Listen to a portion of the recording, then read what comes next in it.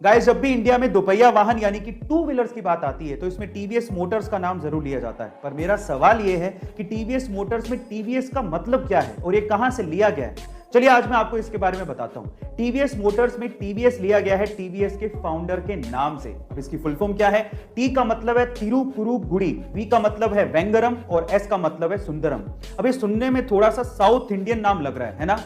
Actually में south Indian नाम ही है क्योंकि ये कंपनी इंडिया की है, इसके फाउंडर साउथ इंडिया से हैं और इसका हेडक्वार्टर चेन्नई में ही है। मैं आपकी जानकारी के लिए आपको बता दूं कि टीवीएस इंडिया की दूसरी सबसे बड़ी टू व्हीलर एक्सपोर्टर कंपनी है जो कि 60 से भी ज्यादा देशों में अपने टू व्हीलर्स सेल करती है। गाइस, क्या इसके पहले तक आपको इंफॉर्मेशन पता थी? नहीं पता थी तो कमेंट सेक्शन में जरूर लिखेगा।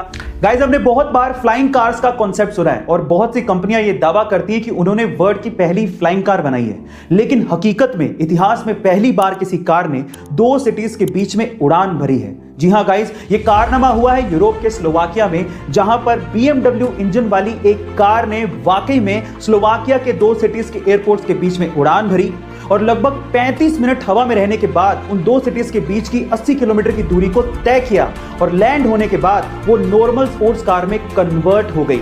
इस कार को एयर कार का नाम दिया गया है और इसे स्लोवाकिया के ही डिजाइनर स्टीफन क्लेन ने डिजाइन किया है। मजे की बात यह है कि इस कार को एक्चुअली नॉर्मल पेट्रोल पंप के फ्यूल से उड़ाया गया था और चलाया भी गया था।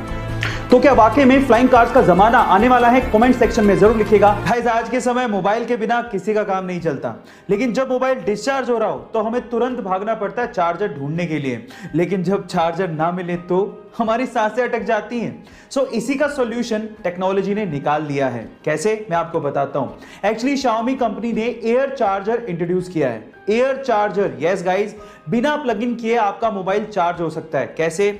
जब आप चार्जर के स्पेसिफिक एरिया में अपना मोबाइल लेके एंटर होते हैं तो आपका मोबाइल एयर के थ्रू खुद ब खुद ही चार्ज होता है, उसमें आपको वायर लगाने की जरूरत तक नहीं है ना? Amazing technology.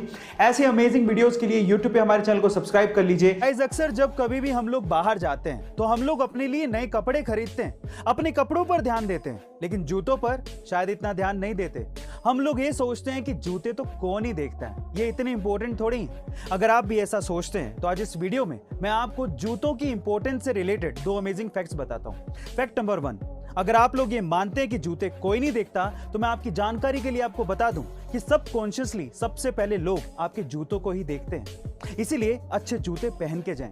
नंबर 2, अगर आपके जूतों में बदबू यानी कि स्मेल आती है, इन दैट केस आप लोग एक घरेलू नुस्खा अपना सकते हैं। आप लोग उसमें ड्राई टी बैग रख सकते हैं जिससे आपके जूते की बदबू चली जाएगी। गाइस, ये दोनों अमेजिंग फैक्ट्स आपको कैसे लगे कमेंट सेक्शन में जरूर लिखिएगा। कई घरों में छिपकलियां बहुत होती हैं, कई लोगों को ये अच्छी लगती हैं तो कईयों को नहीं। तो अगर आप अपने घर से छिपकलियों को भगाना चाहते हैं तो कुछ घरेलू उपाय ध्यान से सुनिएगा।